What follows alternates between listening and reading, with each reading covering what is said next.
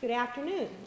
Welcome to our briefing focused on aligning the Elementary and Secondary Education Act, better known as No Child Left Behind, and the Individuals with Disabilities Education Act.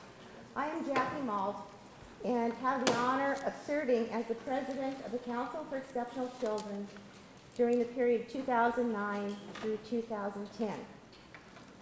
In my lifetime as an educator, teacher, administrator, consultant, adjunct faculty, we won't talk about how long that is, but during my professional lifetime, and that's out of classified, during my professional lifetime, I have witnessed a revolutionary change in how society views the education of children with disabilities. 35 years ago, children with disabilities were thought to be unable to learn. They can't do it, therefore we can't include them. Now, with appropriate services and supports, they are learning alongside their general education peers. Because of this sea of change, children with disabilities are served not only by IDEA, but also by ESEA. As Congress prepares to write ESEA, CEC believes that we must divorce ourselves from the traditional silo approach to delivering education, with special education over here and general education over there. This approach is outdated, and it does not reflect the realities of our schools, classrooms, or the abilities of our students. Instead, as you will hear from our panelists today, CEC believes we must have federal laws which foster and encourage collaboration between special education and general education, recognizing the common goal we hold for all children, which is to excel and grow academically, developmentally, and socially. We in the education community are at a crossroads and look to the federal government for leadership and action. Now is the time to rewrite ESEA to reflect the realities of schools, classrooms, and our hopes for the future of children with disabilities. I want to take this opportunity to share with you my enthusiasm. Obviously, we get really excited when we're talking about special education, general education, and collaboration. We get enthusiastic, we get excited, which we are very excited about today's discussion, which will span the parent, sibling, teacher, and administrator perspectives. With that, I'm delighted to introduce CEC's Associate Executive Director for Policy and Advocacy, Deb Ziegler.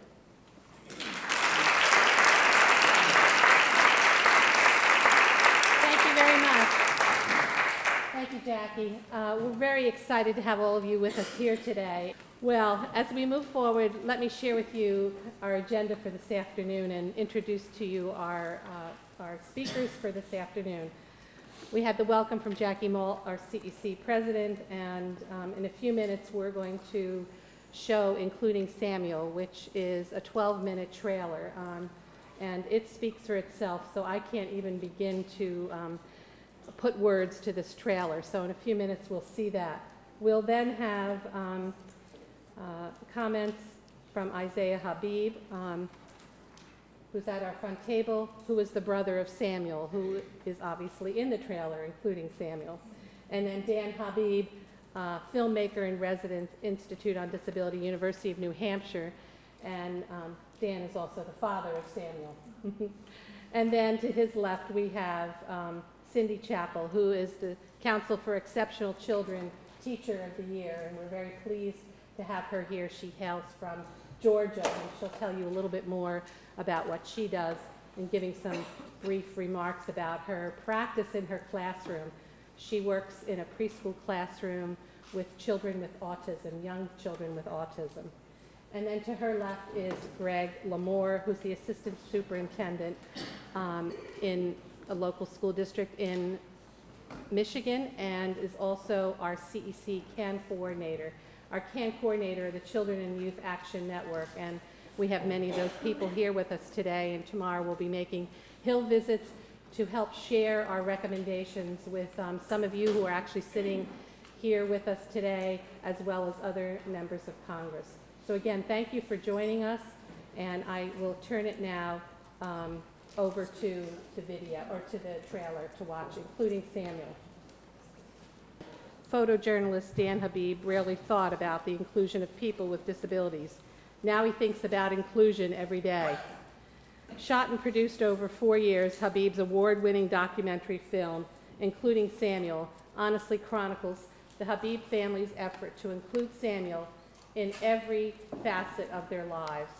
The film also features 4 other families with varied inclusion experiences, plus interviews with dozens of teachers, young people, parents, and disability rights experts. Including Samuel is a highly personal, passionately photographed film that captures the cultural and systemic barriers to inclusion. How could he get a full education and go to college when he can't hold a pencil? I just couldn't imagine beyond that.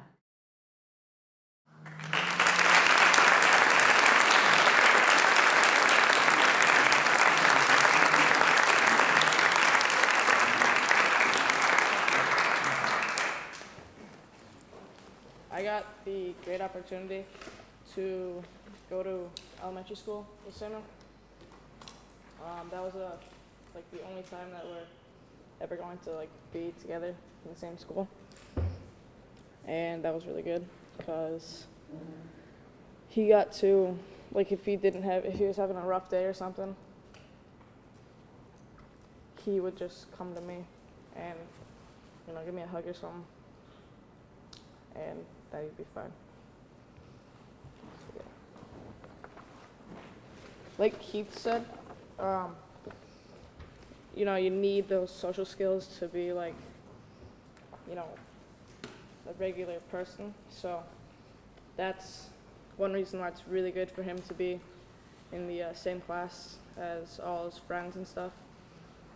And we are really lucky to live on the same street with about like 6 of his classmates, and they've been, in his class for the past, for every single year at Beaver Meadow.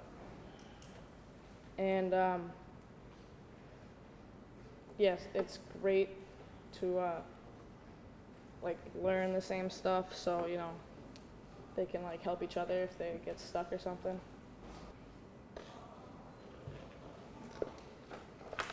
And then at my school, inclusion is terrible. I just recently learned that there's supposed to be this kid with Down syndrome in my science class for like the entire year. And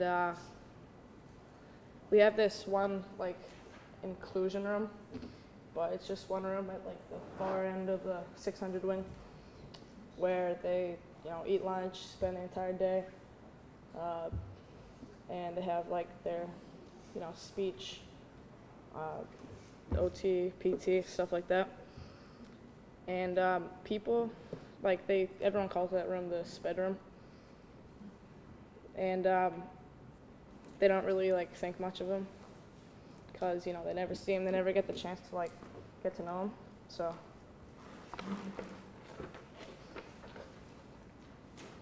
what I really want for Samuel, and I'm sure that he wants to, is to go to college,